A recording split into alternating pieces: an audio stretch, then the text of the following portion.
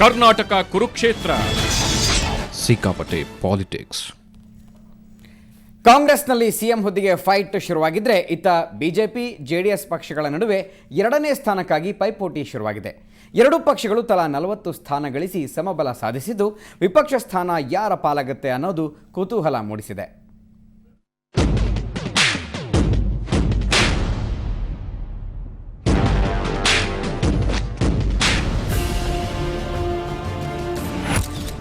ವಿಪಕ್ಷ ಸ್ಥಾನಕ್ಕೆ BJP JDS fight. ಯಾರ ಪಾಲಾಗುತ್ತೆ ಸೆಕೆಂಡ್ ಪ್ಲೇಸ್? ವಿರೋಧ ಪಕ್ಷ ಸ್ಥಾನ ಅಲಂಕರಿಸೋರು ಯಾರು? ಕಾಲಚಕ್ರ ಉರುಳಿದಂತೆ ಕೆಳಗಿದ್ದವರು ಮೇಲೆ, ಮೇಲಿದ್ದವರು ಕೆಳಗೆ ಬರಲೇಬೇಕು ಅನ್ನೋದಕ್ಕೆ ಇವತ್ತಿನ ರಾಜ್ಯ ಬಿಜೆಪಿಯೇ ತಕ್ಕ ಸಾಕ್ಷಿ. ನಿನ್ನೆ ಮೊನ್ನೆವರೆಗೂ ರಾಜ್ಯದ ಶಕ್ತಿಸೌಧ ವಿಧಾನಸೌಧದಲ್ಲಿ ಆಡಳಿತದ ದರ್ಬಾರ್ ನಡೆಸಿದ್ದ ಬಿಜೆಪಿ ಇದೀಗ ಹೀನಾಯ ಸೋಲು ಕಂಡಿದೆ. ಕಮಲ ನಾಯಕರ ಹುಚ್ಚಾಟಕ್ಕೆ ಬೇಸತ್ತ ಜನ ಛೀ ಅಂತ ವಿಧಾನಸೌಧದಿಂದ ಹೊರಹಾಕಿದ್ದಾರೆ. ಅಷ್ಟೇ ಅಲ್ಲ, 5 ವರ್ಷ ಸರ್ಕಾರ ನಡೆಸಿದ್ದ ಕೇಸರಿ ಪಡೆ ಇದೀಗ 2ನೇ ಸ್ಥಾನ ಪಡೆಯಲು ಪರದಾಡುವಂತಹ ದುಸ್ಥಿತಿಗೆ ಬಂದಿದೆ. ಯಾಕಂದ್ರೆ ತೆನೆ ಹೊತ್ತ ಮಹಿಳೆ ಕಮಲ ಪಕ್ಷಕ್ಕೆ ಸೆಡ್ಡು ಹೊಡೆದಿದ್ದಾಳೆ. ಬಿಜೆಪಿ ಒಟ್ಟು 40 ಕ್ಷೇತ್ರದಲ್ಲಿ ಗೆದ್ದು ನಿಟ್ಟುಸಿರು ಬಿಟ್ಟಿದ್ರೆ, ಜೆಡಿಎಸ್ ಕೂಡ 40 ಕ್ಷೇತ್ರಗಳಲ್ಲಿ ಜಯ ಗಳಿಸಿದೆ. ಹೀಗಾಗಿ ಮುಂದಿನ ಸರ್ಕಾರದಲ್ಲಿ ವಿರೋಧ ಪಕ್ಷದಲ್ಲಿ ಕೂರೋದಕ್ಕೆ ಜೆಡಿಎಸ್ ಮತ್ತು ಬಿಜೆಪಿ ನಡುವೆ ತೀವ್ರ ಪೈಪೋಟಿ ಏರ್ಪಟ್ಟಿದೆ. ಕಮಲ ಪಕ್ಷಕ್ಕೆ ನಷ್ಟವೇ ಹೆಚ್ಚು, ತೆನೆ ಹೊತ್ತ ಮಹಿಳೆಗೆ ನಷ್ಟವೇನಿಲ್ಲ. ಕಳೆದ ಬಾರಿ 110 ಸ್ಥಾನ ಗೆದ್ದಿದ್ದ ಬಿಜೆಪಿ ಆಪರೇಷನ್ ಕಮಲದ ಮೂಲಕ ಇಷ್ಟು ದಿವಸ ಸರ್ಕಾರ ನಡೆಸಿತ್ತು. ಬಿಜೆಪಿ ತೆಕ್ಕೆಯಲ್ಲಿ 115ಕ್ಕೂ ಹೆಚ್ಚು ಶಾಸಕರಿದ್ರು. ಆದರೆ ಈಗ ತಾನೇ ಮಾಡಿಕೊಂಡ ತಪ್ಪಿಗೆ ಬರೋಬ್ಬರಿ 80 ಸ್ಥಾನಗಳನ್ನ ಕಳೆದುಕೊಂಡಿದೆ. ಬಿಜೆಪಿ ಸರ್ಕಾರದಲ್ಲಿದ್ದ 10ಕ್ಕೂ ಹೆಚ್ಚು ಸಚಿವರೇ ಮಣ್ಣು ಮುಕ್ಕಿದ್ದಾರೆ. ಇನ್ನು ರೈತರ ಪಕ್ಷ ತೆನೆ ಹೊತ್ತ ಮಹಿಳೆಗೇನೂ ಈ ಬಾರಿ ಚುನಾವಣೆಯಲ್ಲಿ ದೊಡ್ಡ ನಷ್ಟವೇನಿಲ್ಲ. ಕಳೆದ ಬಾರಿಗಿಂತ ಕೊಂಚ ಲಾಭವೇ ಆಗಿದೆ. ಕಳೆದ ಚುನಾವಣೆಯಲ್ಲಿ ಬರೀ 28 ಕ್ಷೇತ್ರಗಳಲ್ಲಿ ಗೆದ್ದಿದ್ದ ಜೆಡಿಎಸ್ ಈ ಬಾರಿ 12 ಕ್ಷೇತ್ರಗಳನ್ನ ಹೆಚ್ಚಿಗೆ ಪಡೆದು 40 ಕ್ಷೇತ್ರಗಳಿಗೆ ಲಗ್ಗೆ ಇಟ್ಟಿದೆ. ಆಡಳಿತ ಸ್ಥಾನದಲ್ಲಿದ್ದ ಕಮಲಪಾಳ್ಯಕ್ಕೆ ಸರಿಯಾಗಿಯೇ ಬಿಸಿ ಮುಟ್ಟಿಸಿದೆ. ಪಿರಿಯಾಪಟ್ಟಣ ಮರುಚುನಾವಣೆಯತ್ತ ಚಿತ್ತ. ವಿಪಕ್ಷ ಸ್ಥಾನಕ್ಕಾಗಿ ಫೈಟ್ ಶುರು ಮಾಡಿರುವ ಬಿಜೆಪಿ ಜೆಡಿಎಸ್ ಪಿರಿಯಾಪಟ್ಟಣದ ಚುನಾವಣೆಯ ಮೇಲೆ ಕಣ್ಣಿಟ್ಟಿದೆ. ಬಿಜೆಪಿ ಅಭ್ಯರ್ಥಿಯ ನಿಧನದಿಂದ ಮುಂದೂಡಲ್ಪಟ್ಟ ಪಿರಿಯಾಪಟ್ಟಣದಲ್ಲಿ ಗೆದ್ರೆ ಸರಾಗವಾಗಿ ಬಿಜೆಪಿ ವಿಪಕ್ಷ ಸ್ಥಾನದಲ್ಲಿ ಕೂರಬಹುದು. ಆದರೆ ಇಲ್ಲೂ ಕೈ ಮೇಲಾದ್ರೆ ಮತ್ತೆ ಗೊಂದಲ ಮುಂದುವರಿಯುತ್ತೆ. ಜೊತೆಗೆ ಪಕ್ಷೇತರರ ಬೆಂಬಲವೂ ಇದಕ್ಕೆ ನೆರವಾಗಬಹುದು. ಇನ್ನು ಸ್ಪೀಕರ್ ಅವರ ಅಂತಿಮ ತೀರ್ಮಾನವು ಪ್ರತಿಪಕ್ಷ ಸ್ಥಾನ ಯಾರಿಗೆ ಸಿಗುತ್ತೆ ಅನ್ನೋದನ್ನ ನಿರ್ಧರಿಸಲಿದೆ. ಒಟ್ನಲ್ಲಿ ವಿಪಕ್ಷ ಸ್ಥಾನ ಯಾರ ಪಾಲಾಗುತ್ತೆ ಅನ್ನೋದು ತೀವ್ರ ಕುತೂಹಲ ಮೂಡಿಸಿದೆ. ಬ್ಯೂರೋ ರಿಪೋರ್ಟ್, ಸುವರ್ಣ ನ್ಯೂಸ್. 2ನೇ ಸ್ಥಾನದಲ್ಲಿರುವ ಜೆಡಿಎಸ್ನ ರಾಜ್ಯಾಧ್ಯಕ್ಷ ಕುಮಾರಸ್ವಾಮಿ ಅವರು ತಮ್ಮ ಹಾಗೂ ಪಕ್ಷದ ಗೆಲುವಿನ ಬಗ್ಗೆ ಏನು ಹೇಳಿದ್ದಾರೆ ಕೇಳೋಣ ಬನ್ನಿ. ಜನಮತ ಬಿದ್ದಾಯ್ತು, ತೀರ್ಪು ಬದ್ದಾಯ್ತು. ಈ ತೀರ್ಪಿನ ಬಗ್ಗೆ ಮಾಜಿ ಮುಖ್ಯಮಂತ್ರಿ ಕುಮಾರಸ್ವಾಮಿ ಅವರು ಏನಂತಾರಂತ ಕೇಳ್ತೀರಿ.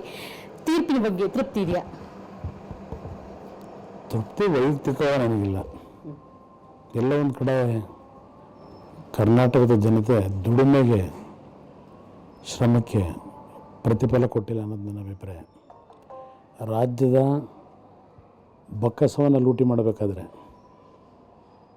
ಅದರ ವಿರುದ್ಧ ಹೋರಾಟ ಮಾಡಿ ಅಧಿಕೃತ ವಿರೋಧ ಪಕ್ಷ ಕೆಲಸವನ್ನು ನಿರ್ವಹಿಸದೆ ನಿರ್ಲಿಪ್ತರಿದ್ದಾಗ ಈ ರಾಜ್ಯದ ಒಂದು ಬೊಕ್ಕಸವನ್ನು ಲೂಟಿ ಆಗದೆ ಇರತಕ್ಕಂಥದ್ದಕ್ಕೆ ಕಡಿವಾಣ ಹಾಕಲಿಕ್ಕೆ ಪ್ರಯತ್ನ ಪಟ್ಟಿದ್ದು ಜೆಡಿಎಸ್ಸು. ಹಲವಾರು ವಿಷಯಗಳ ಬಗ್ಗೆ ಜೆಡಿಎಸ್ಸು ಜನತೆ ಪರ ಹೋರಾಟ ಏನು ಮಾಡಿದ್ದೇವೆ, ಆ ಹೋರಾಟಕ್ಕೆ ಪ್ರತಿಫಲವನ್ನು ಕೊಟ್ಟಿಲ್ಲ ಅಂತಕ್ಕಂಥದ್ದು ನಾನು ವೈಯಕ್ತಿಕವಾದಂಥ ಅಭಿಪ್ರಾಯ. ಬಟ್ ಈ ನಿರಾಶೆ ಮುಂದೊಂದಿನ ನಿಮಗೆ ಪ್ರೇರಣೆ ಅನಿಸುತ್ತಾ? ಮುಂದಿನ 28ರಿಂದ 40 ಬಂದಿದ್ರಿ. ನನಗೆ ಪ್ರೇರಣೆ 40 ಸ್ಥಾನಕ್ಕಿಂತ ಹೆಚ್ಚಾಗಿ ಯಾವ ರಾಮನಗರದ ಜನತೆ ತಿರಸ್ಕಾರ ಮಾಡ್ಬೋದು ಅಂತಕ್ಕಂಥದ್ದನ್ನು ಕೆಲವರು ವಿಶ್ಲೇಷಣೆ ಮಾಡೋರು. ಚುನಾವಣೆಯಲ್ಲಿ ನಾನು ಮತವನ್ನು ಕೇಳಲಿಕ್ಕೆ ಹೋಗದೇ ಇದ್ದರೂ ಕೋಟ್ಯಾಂತರ ರೂಪಾಯಿ ಹಣವನ್ನು ನಮ್ಮ ವಿರೋಧಿಗಳು ವೆಚ್ಚ ಮಾಡಿದ್ರು. ರಾಮನಗರದ ಜನತೆ ನನಗೆ ಪುನಃ ಆಶೀರ್ವಾದ ಮಾಡಿದ್ದಾರೆ. ಅದು ನನಗೆ ಪ್ರಮುಖವಾಗಿ ಹೋರಾಟಕ್ಕೆ ಒಂದು ಪ್ರೋತ್ಸಾಹ ಕೊಟ್ಟಿರ್ತಕ್ಕಂಥದ್ದು. 40 ಸ್ಥಾನಗಳು ನನಗೆ ತೃಪ್ತಿ ಅಂತಂದಿರ್ತಕ್ಕಂಥದ್ದಲ್ಲ. ನನ್ನ ಹೋರಾಟಕ್ಕೆ ಮೂಲ ನನ್ನ ರಾಮನಗರದ ನನ್ನ ಮತಬಾಂಧವರು ಅನ್ನೋದನ್ನು ಹೇಳಲಿಕ್ಕೆ ಬಯಸ್ತೀನಿ. ಯಾವ ಭಾಗದಲ್ಲಿ ಹೆಚ್ಚು ನಿರೀಕ್ಷೆ ಇತ್ತು ಮತ್ತು ನಿರಾಸೆ ಆಗಿದೆ ನಿಮಗೆ ಆ ಭಾಗದಿಂದಾಗಿ? ಈ ಬಾರಿ ನನಗೆ ಎಲ್ಲ ಭಾಗದಲ್ಲೂ ಒಂದು ಹೆಚ್ಚಿನ ಸಂಖ್ಯೆಯಲ್ಲಿ ಜನತೆ ಆಶೀರ್ವಾದ ಮಾಡ್ತಾರೆ ಅಂತಕ್ಕಂಥ ನಿರೀಕ್ಷೆ ಇಟ್ಕೊಂಡಿದ್ದೆ.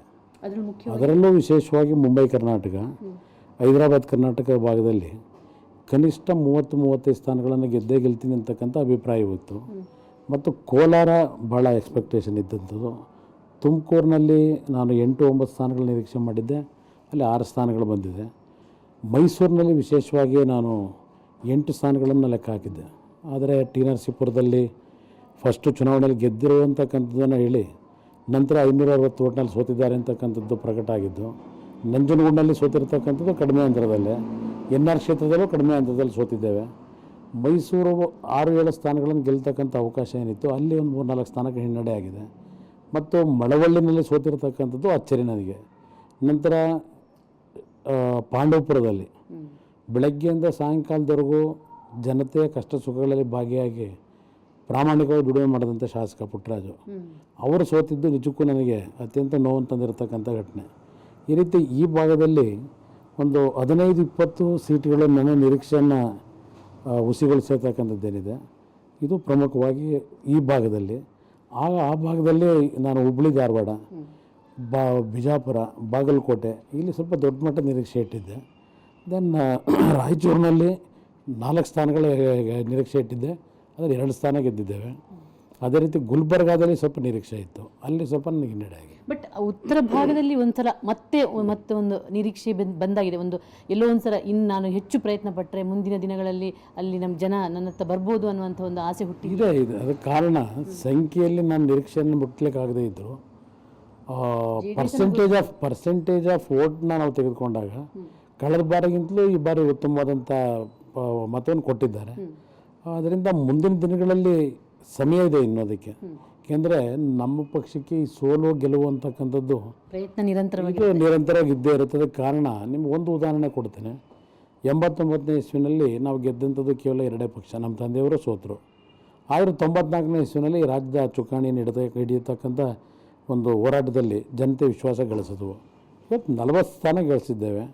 40 ಸ್ಥಾನ ಮುಂದೆ 140ಕ್ಕೂ ತರ್ತಕ್ಕಂಥದ್ದಕ್ಕೆ ಹೋರಾಟ ಮಾಡಲಿಕ್ಕೆ ಪ್ರಾಮಾಣಿಕವಾಗಿ ದುಡಿಮೆ ಮಾಡ್ತೀವಿ ವಿರೋಧ ಪಕ್ಷದಲ್ಲಿ. ಈಗ 40 ಸಿಕ್ಕಿದೆ, ಇನ್ನೊಂದು ಸಿಕ್ಕರೆ ವಿರೋಧ ಪಕ್ಷದಲ್ಲಿ ಇರ್ತೀರಿ. ಸೊ ಪಿರಿಯಾಪಟ್ಟಣ ನಿಮಗೆ ಒಂದು ಚಾಲೆಂಜಿಗೆ ಇಲ್ಲ, ಅದು ಸ್ವಲ್ಪ ನಾನು ಪಿರಿಯಾಪಟ್ಟಣ ಭಾಳ ಶ್ರಮಪಟ್ಟೆ ಕೆಲಸ ಮಾಡ್ತೀವಿ. ಆದರೆ ಈಗ ಕಾಂಗ್ರೆಸ್ನ ಅಧಿಕಾರ ಮತ್ತು ಅವರ ಹಣಬಲ ಇದಕ್ಕೆ ಬಹುಶಃ ಸರಿಸಾಟಿಯಾಗಿ ನಿಲ್ಲಕ್ಕೆ ಸಾಧ್ಯ ಇಲ್ಲ. ಆದರೆ ಜನಬಲ ಮತ್ತು ಜನರ ವಿಶ್ವಾಸ ಗಳಿಸಲಿಕ್ಕೆ ಪ್ರಾಮಾಣಿಕವಾಗಿ ಪ್ರಯತ್ನ ಪಟ್ಟು ಆ ಒಂದು ಸ್ಥಾನವನ್ನು ಗೆಲ್ಲಲಿಕ್ಕೆ ಪ್ರಯತ್ನ ಪಡ್ತೀನಿ. ಓಕೆ, ಧನ್ಯವಾದಗಳು. ಪ್ರಾಮಾಣಿಕ ಪ್ರಯತ್ನ ಸದಾ ಮುಂದುವರಿಯುತ್ತೆ. ಆದರೆ ಈ ಬಾರಿಯ 40 ಸ್ಥಾನ ಅಷ್ಟೊಂದು ನನಗೆ ತೃಪ್ತಿ ಕೊಟ್ಟಿಲ್ಲ ಅಂದಿದ್ದಾರೆ ಮಾಜಿ ಮುಖ್ಯಮಂತ್ರಿ ಕುಮಾರಸ್ವಾಮಿ ಅವರು. ಕ್ಯಾಮರಾಮನ್ ಕಿರಣ್ ಕುಮಾರ್ ಜೊತೆ ವಿಜಯಲಕ್ಷ್ಮಿ ಶಿವರೂರು, ಸುವರ್ಣ ನ್ಯೂಸ್ 24/7 ಬೆಂಗಳೂರು. ಕರ್ನಾಟಕ ಕುರುಕ್ಷೇತ್ರ ಮುಂದುವರಿಯುತ್ತೆ ಬ್ರೇಕ್ನ ನಂತರ. ಕರ್ನಾಟಕ ಕುರುಕ್ಷೇತ್ರ